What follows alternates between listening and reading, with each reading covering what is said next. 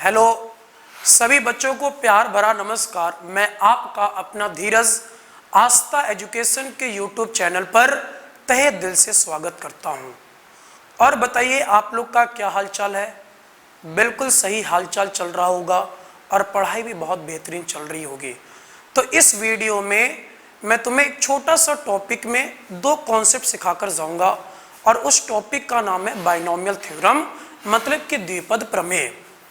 एक वीडियो मैंने बाइनोमियल पर बना दिया है, तो उसको भी जाकर जरूर देखना कि अगर बाइनोमियल के क्वेश्चन ऐसे मिले तो एग्जाम में तुरंत से कैसे करना है। तो आज भी मैं तुम्हें बाइनोमियल के दो कॉन्सेप्ट सिखाऊंगा। और पहला कॉन्सेप्ट है कि किसी भी बाइनोमियल एक्सपेंशन में टर्म कैसे निकाला जाए। टॉपिक भी लिखी लो, टॉपिक है बाइनोमियल थ्योरम, द्विपद प्रमेय। वैसे नाम तो मैंने बता ही दिया, बाइनोमियल थ्योरम मतलब कि द्विपद प्रमेय हिंदी में बोलते हैं। तो अगर बाइनोमियल एक्सपेंशन में तुमसे टर्म के बारे में पूछे तो तुम्हारा प्रोसेस क्या होना चाहिए, ये मैं तुम्हें सिखाने वाला हूं।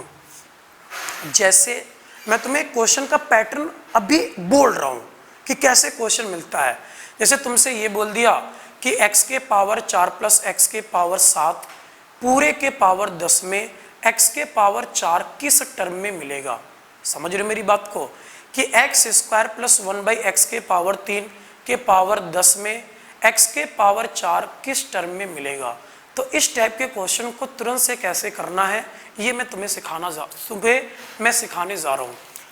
इसका कॉन्सेप्ट क्या है, तुम्हें कॉन्सेप्ट ध्यान रखना पड़ेगा कि अगर कभी भी कोई भी एक्सपेंशन मिले x के पावर p प्लस 1/x के पावर q और इसके पावर तुम्हारा हो n, इसके पावर क्या हो n, और तुमसे ये पूछे कि किस टर्म में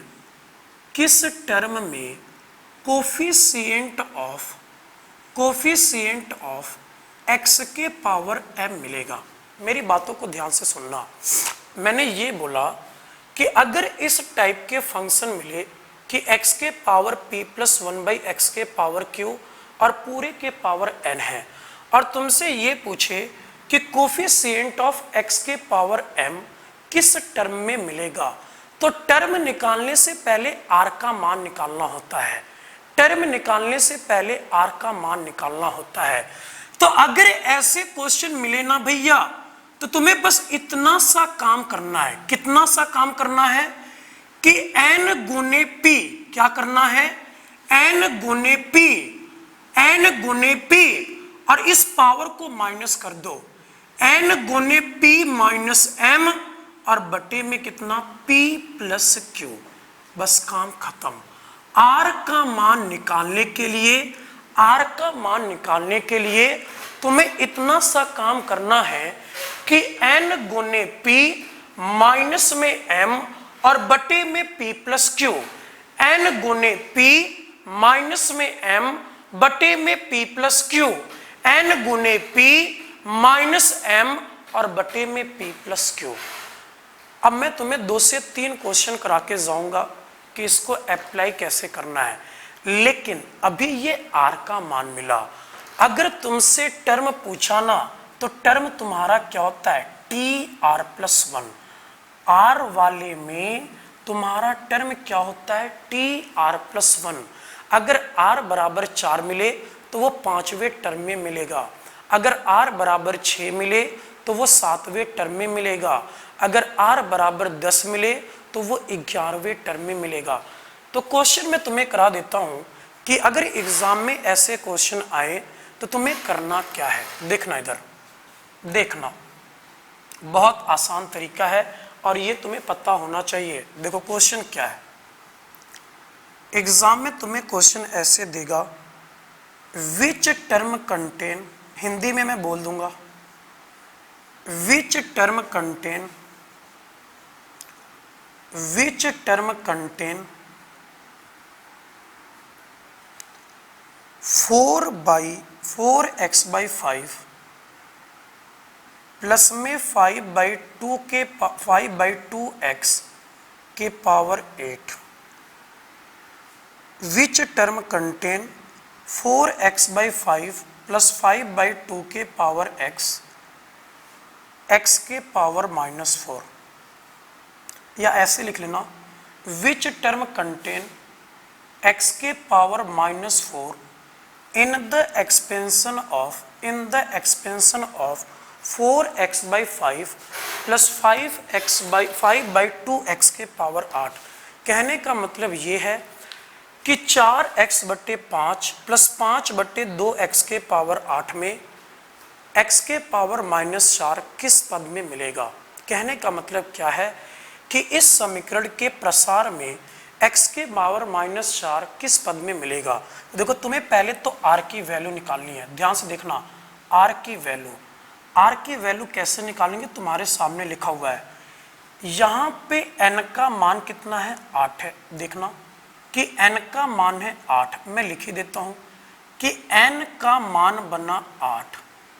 p का मान देखना, अरे p का तो मान देखो, p का मान कितना है, 1 है, क्योंकि x के पावर p तो x के पावर 1, तो यहाँ पे p का मान 1 मिला। अगर q का भी मान देखें तो q का भी मान कितना है, 1 है। x के पावर q और इधर x के पावर 1 मिला, तो q बराबर कितना बना, 1 के बराबर। अगर मैं यहाँ पे m की वैल्यू देखूं, m की वैल्यू देखना, यहाँ पे x के पावर m था, इधर x के पावर -4, तो यहाँ पे m बराबर कितना बना, -4। एग्जाम में लिखना नहीं है, लेकिन मैं तुम्हें समझाने की पूरी कोशिश कर रहा हूँ, इसलिए मैं सारी चीजें लिख रहा हूँ। देखना r बराबर n गुने p, 8 गुने 1, 8 गुने 1, माइनस में m, माइनस m बराबर -4 है, और नीचे बन जाएगा 1 + 1। तो आगे देखना, ये बना 8 और ये बना +4 बटे में 2, तो 12/2 बराबर 6। अगर r बराबर 6 मिला, अगर r बराबर 6 मिला तो टर्म तुम्हारा कौन सा होगा, 7वां टर्म।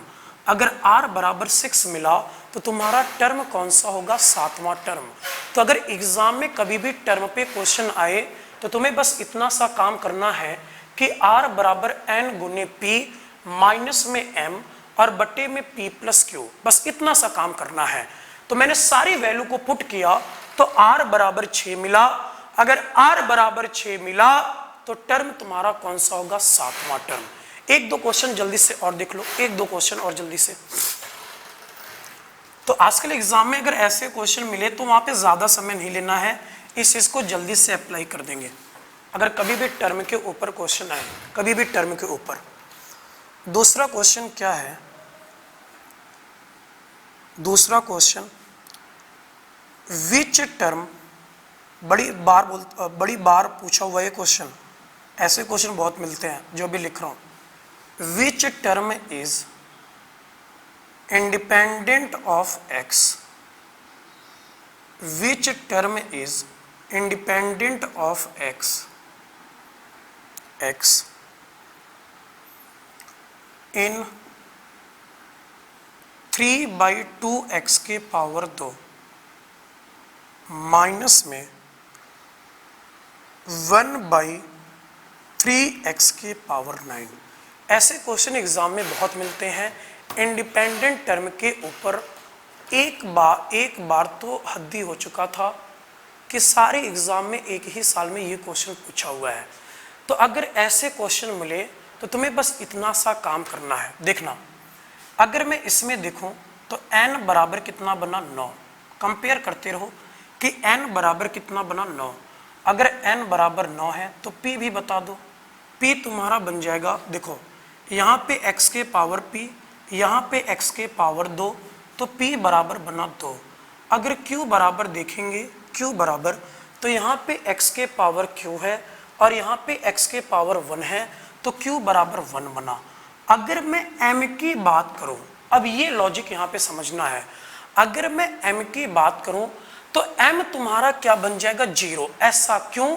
क्योंकि यहाँ पे क्वेश्चन का मतलब क्या है कि इस समीकरण के प्रसार में वह कौन सा पद होगा जो x से स्वतंत्र हो, जो x से स्वतंत्र हो, मतलब कि इंडिपेंडेंट ऑफ x।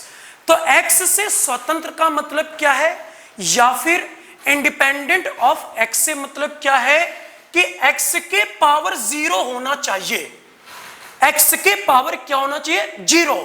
अगर मैं एक्स से स्वतंत्र करूं तो पावर मेरी मजबूरी क्या बन जाएगी? 0 रखना। क्या मजबूरी बनेगी? 0 रखना। तो इसमें यही लॉजिक पकड़ना था कि यहां पे ये जो m होगा ना, ये m तुम्हारा कितना बनेगा? 0 के बराबर। अब आगे देख लो r का मान, जल्दी से देखना r का मान, बस चिपका देना है। n गुने p तो 9 गुने 2 बराबर 18, m बना 0 तो -0 divided by p plus q। p बराबर 2 है और q बराबर 1 है, तो 2 + 1 बराबर 3, 18/3 बराबर कितना बना? 6। तो यहाँ पे भी r का मान कितना बना? 6। ये r की वैल्यू है ना कि टर्म है। अभी हम लोग को r की वैल्यू कितनी मिली? 6। अगर r बराबर 6 होगा तो ये 6 किस टर्म में मिलेगा? 7वें में, क्योंकि तुम्हें ये पता है कि अगर r होता है, अगर यहाँ पे r, तो टर्म में हम लोग सफिक्स क्या लगा देते हैं? tr+1। t में सफिक्स क्या लगा देते हैं? r+1। तो अगर r बराबर 6 मिला तो 6 + 1 बराबर 7, तो आंसर क्या बना? 7वां टर्म। आंसर क्या बना? 7वां टर्म, मतलब कि 7वां पद। तो अगर ऐसे क्वेश्चन मिले तो तुम्हें एग्जाम में ना ऐसे ही जाना है। कैसे जाना है? ऐसे ही। एक क्वेश्चन इस पे और करेंगे, फिर आज के दूसरे लॉजिक पर आ जाएंगे। एक क्वेश्चन इस पे और करना है। Which term contain, which term मैंने नहीं मिटाया, देखना। Which term contain, which term contain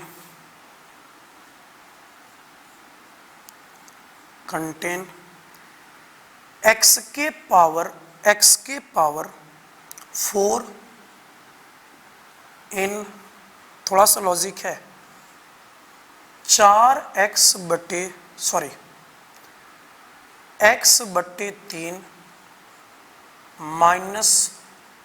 -2 गुने x के पावर -2 और पूरे के पावर कितना बना? 10।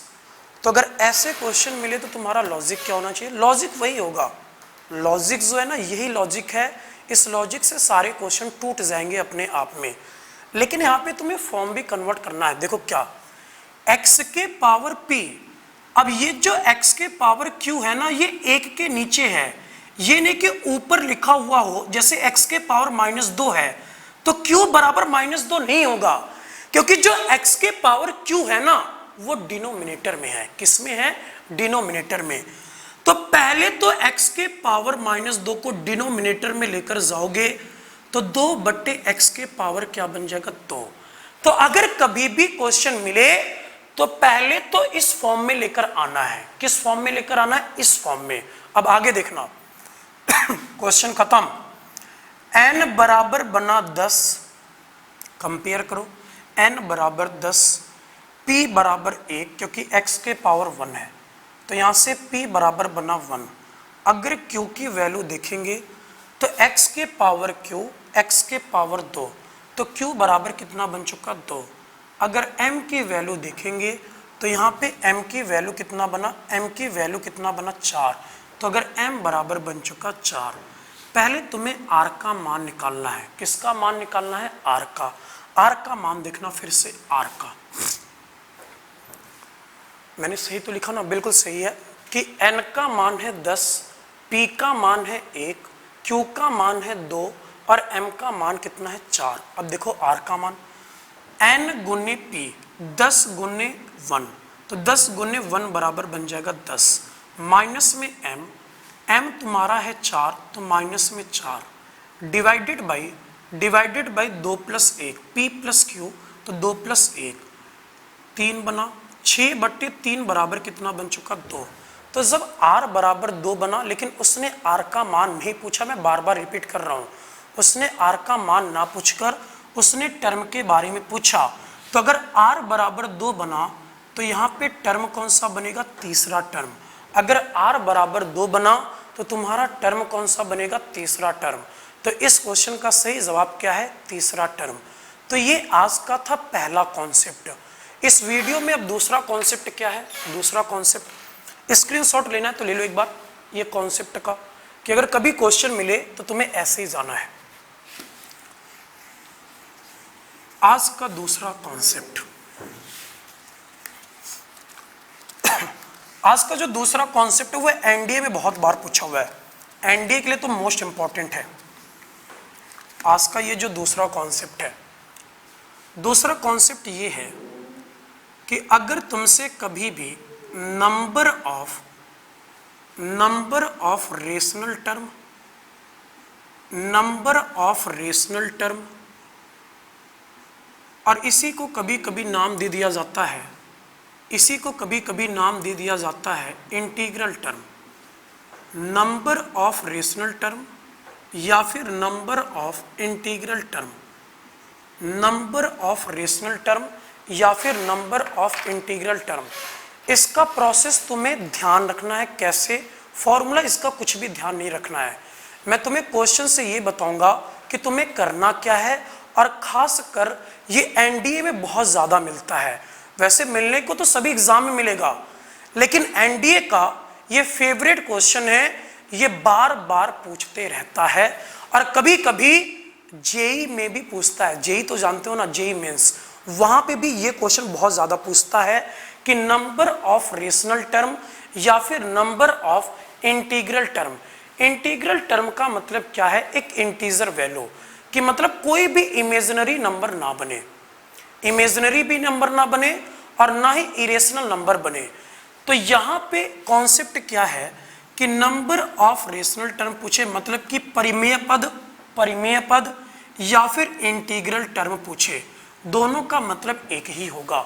नंबर ऑफ रेशनल टर्म या फिर नंबर ऑफ इंटीग्रल टर्म पूछे तो मैं तुम्हें क्वेश्चन से लॉजिक क्लियर कर दे रहा हूँ, क्वेश्चन कि एग्जाम में क्वेश्चन कैसे पूछेगा, एग्जाम में तुम्हें क्वेश्चन कैसे पूछेगा। क्वेश्चन ये है, फाइंड द, क्वेश्चन इस लैंग्वेज में पूछता है, find the number of, find the number of integral term, find the number of integral term in the expansion of, in the expansion of, in the expansion of, Hindi में बोल दूंगा अभी, 2 के power expansion of 2 के power 1/2 plus में 3 के power 1/5 और इस पूरे के पावर है 1024। तो अगर इस क्वेश्चन में तुमसे ये पूछे कि नंबर ऑफ इंटीग्रल टर्म क्या होगा, क्वेश्चन में रिपीट कर दे रहा हूँ, इस समीकरण के प्रसार में, इस समीकरण के प्रसार में कुल परिमेय पद की संख्या ज्ञात करें, कुल परिमेय पद की संख्या ज्ञात करें। तो देखना इधर, नंबर ऑफ इंटीग्रल टर्म करना क्या है, बस मेरी बातों को गौर से सुनना। अगर ऐसे क्वेश्चन मिले तो तुम्हें करना क्या है, मेरी बातों को गौर से सुनना है। यहाँ पे तुम्हें एक नंबर मिला 2 और दूसरा नंबर मिला 5, तो इन दोनों नंबर का तो पहले एलसीएम लेना है, 2 और 5 का एलसीएम लेना है। तो 2 और 5 का एलसीएम कितना बनेगा, 10। पहला तो प्रोसेस ये होना चाहिए कि जो यहाँ पे डिनोमिनेटर में वैल्यू मिले, जैसे यहाँ पे मिला 2 और यहाँ पे मिला 5, तो इन दोनों नंबर का पहले एलसीएम लेना है। तो 2 और 5 का एलसीएम कितना बन जाएगा, 10। अब दूसरा प्रोसेस क्या है कि 1024 को पावर मिला टोटल 1024, 1024 को 10 से भाग देना है, फिर उसके बाद कितना प्लस करना है, 1। मेरी बातों को ध्यान से सुनना, मैं बार बार रिपीट करूंगा कि यहां पे तुम्हें मिला 2 और इधर मिला 5, तो 2 और 5 का एलसीएम बना 10। तो तुम्हें इतना सा काम करना है, 1024 को 10 से भाग दो और इसमें क्या प्लस करना है, 1। 1024 को 10 से भाग दो और इसमें प्लस क्या करना है, 1। इसमें प्लस क्या करना है, 1। ये प्लस 1 क्यों हुआ, नंबर ऑफ टर्म की वजह से। किसकी वजह से, नंबर ऑफ टर्म की वजह से। तो देखना आप क्या करना है, 1024 को जब भी 10 से भाग दोगे ना तो सिर्फ इंटीजर वाला पार्ट लेना है। क्या लेना है? इंटीजर वाला पार्ट। ऐसे अगर मैं भाग देख के दिखा दूं तो तुम्हें और अच्छे से समझ में आ जाएगा।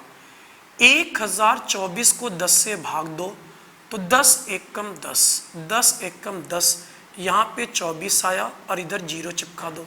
फिर इधर 10 गुने 2 बराबर कितना बना? 20। तो जो रिमाइंडर 4 बनाना, इस रिमाइंडर को छोड़ देना है। तुम्हें सिर्फ कोशिएंट लेकर चलना है, मतलब कि भागफल। कि 1024 को 10 से भाग देंगे तो भागफल बना 102 और प्लस में 1, तो इस क्वेश्चन का फाइनल आंसर कितना है? 103। मैं एक बार फिर से और रिपीट करना चाहता हूं, क्या कि ये जो दोनों नंबर मिला एलसीएम लो बना 10। जल्दी से 2 और 5 का एलसीएम बना 10। 1024 को 10 से भाग दिए तो कोशिएंट बना 102 और प्लस में 1, तो फाइनल आंसर कितना है? 103। बस इतना सा काम करना है, ना ही दाएं कुछ ना ही बाएं कुछ, एग्जैक्ट सटीक तरीका से आंसर आ जाएगा। एक दो क्वेश्चन में तुम्हें इस पे और कराता हूं। Practice, practice more. जितना ज्यादा प्रैक्टिस करोगे, स्क्रीनशॉट लेते रहना, जितना ज्यादा प्रैक्टिस करोगे उतना ही हाथ मजेगा, उतना ही कॉन्सेप्ट क्लियर होगा। देखना इधर, find the number of integral term in the expansion of. इस क्वेश्चन का जवाब वीडियो पॉज करके जब भी देखना, वीडियो पॉज करके खुद से देने की कोशिश करना, फिर उसके बाद प्ले करना है। 3 के पावर 1/2 प्लस में 5 के पावर 1/6 और इस पूरे के पावर दिया 789। इस क्वेश्चन में तुमसे ये पूछा find the number of integral term in the expansion of this expression.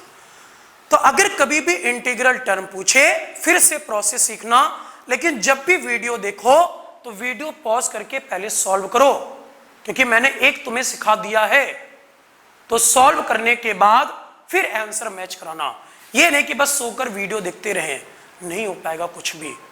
जितना ज्यादा अपने से करोगे ना, अपने से जितना कॉन्सेप्ट क्लियर करोगे उतना ही जल्दी एग्जाम निकलेगा। देखो इधर अब क्या करना है, फिर से वही बातें मैं सिखाऊंगा। क्या सिखाऊंगा? यहां पे तुम्हें नंबर मिला 2 और यहां पे नंबर क्या मिला? 6।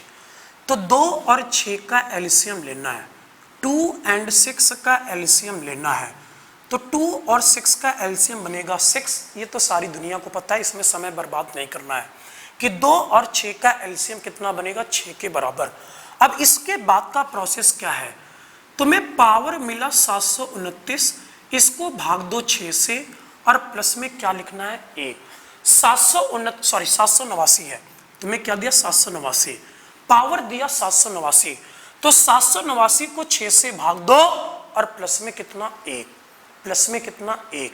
मैंने क्या बोला?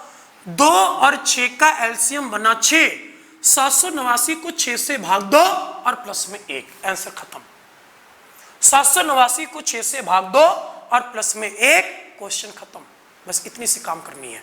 तो देखो यहाँ पे 789 को जब 6 से भाग देंगे तो कोशिएंट वाला पार्ट लिखना है, पूरा नहीं कि दशमलव वाला पार्ट लिख लें, क्योंकि नंबर ऑफ टर्म पॉइंट में नहीं होता है, हमेशा इंटीजर होता है।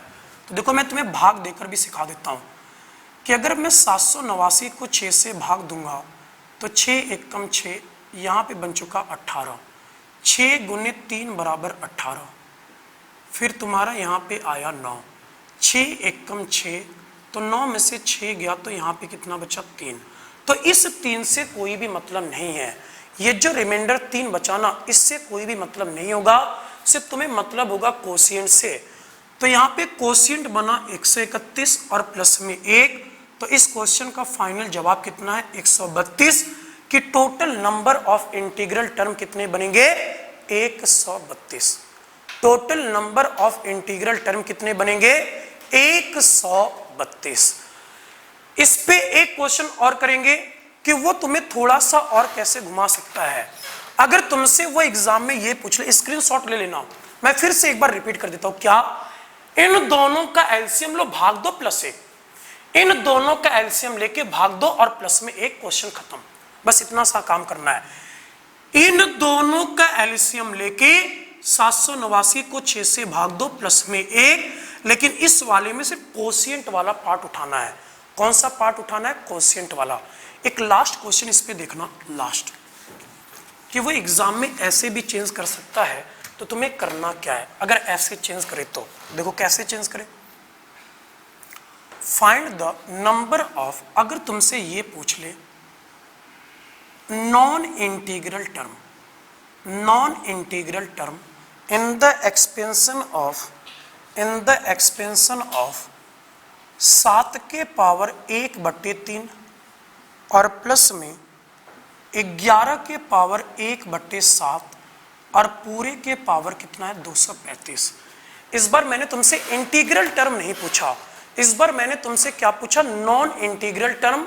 नॉन इंटीग्रल टर्म पूछा हुआ है, या फिर इरेशनल टर्म भी बोल सकते हो, इरेशनल टर्म।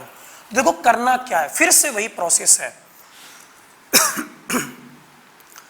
इस बार मैंने इंटीग्रल टर्म नहीं पूछा, इस बार मैंने तुमसे नॉन इंटीग्रल टर्म पूछा हुआ है। तो नॉन इंटीग्रल टर्म निकालने के लिए क्या करना है, ये तुम्हें भी पता होना चाहिए। नॉन इंटीग्रल टर्म निकालने के लिए क्या करना है? नॉन इंटीग्रल टर्म निकालने के लिए बस एक ही प्रोसेस अप्लाई करना है।